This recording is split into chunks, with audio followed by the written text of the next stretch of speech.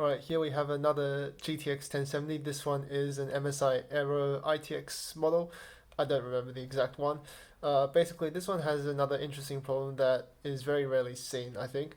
And so basically what happens is I can turn on the power to this, all the voltages are fine, and they measure okay. However, on Windows, the power readings don't show, and the card basically overheats itself, so the fans never spin. I'll demonstrate quickly what that looks like. Alright, so here I've got the card booted up, and as you can see, there's not really any problems with it. Usually if there's some sort of BIOS problem or memory problem, you get something like a code 43 here, but I can click on this and it is actually working properly. However, if I try and open something like GPU-Z, and you can see it's also very slow when I try and do anything on Windows. If I open this up now, you can see it sort of lags a bit for the Windows. And it takes a long time before anything sort of populates. I'll probably fast forward this section. So GPU-Z finally opened, but as you can see, there's no information anywhere. Or if there is information, it just doesn't load very fast. So you can see here everything's 0 watts, 0 TDP, whatever. So there's something definitely wrong with this card, and the fans also don't spin.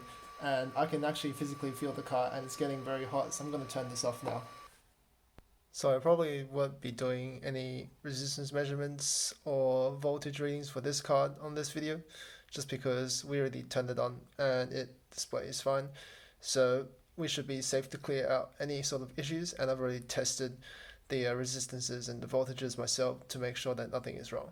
If you want to see some of those sorts of diagnostics, then you can check out my other video. Anyways, the card looks okay from initial inspection, but I had a look.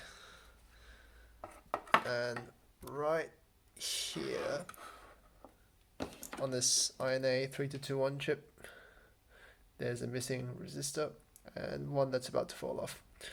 So get one that fits the reading for this. I believe this goes to one of the I2C pins. If you don't know, the 3221 chip does some current readings and sends data to the GPU core via the I2C bus, which is usually pulled up to MV3V3.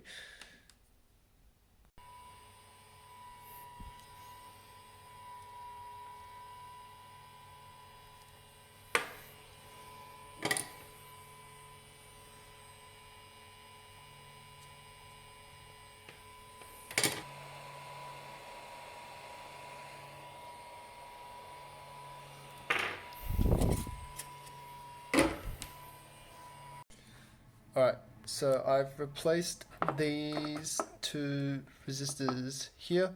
So this one should read 2.1, this one 30 ohms, this one 30 ohms, and this one 2.1 for both parts of the I2C bus communication between this INA 3221 chip and the GPU core.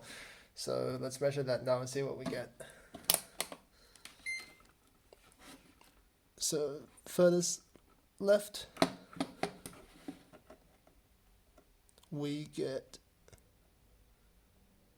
2.1, second resistor, 32, 33, that's good, 33, and last one, get a reading on it, 2.154. So this looks good now. Let me turn on the card and see what we get now. So I booted the card up into Windows again. As you can see, it's a lot more responsive now and there's no problems here. So what I suspect was happening was the GPU was probably not getting the correct power readings and it was throttling itself in order to have the worst case scenario, I guess, where it thinks it's basically drawing too much power or it's overheating and it's throttling itself down in order to minimize any damage. But we can see now that we actually do get some power readings. We have the clock, memory, as well as the power draw and the GPU load. So I'll put some thermal paste back on the heatsink and we'll run some benchmarks and see if this card performs as we expect it to. Alright, so this card has been running Unity in Heaven for a while now, and the temperatures are stabilizing at about 66 to 67 degrees, which is quite good considering the form factor of this card and its mini ITX design after all. Anyways, I'll go ahead and call this fixed for now. And I guess this is a good example of how smaller components can affect the operation of the graphics card as well, and not just the major voltage rails and the resistances need to check out okay. Anyways, thanks for watching, and if you have any questions, feel free to leave them down in the comments below, and I'll try to answer.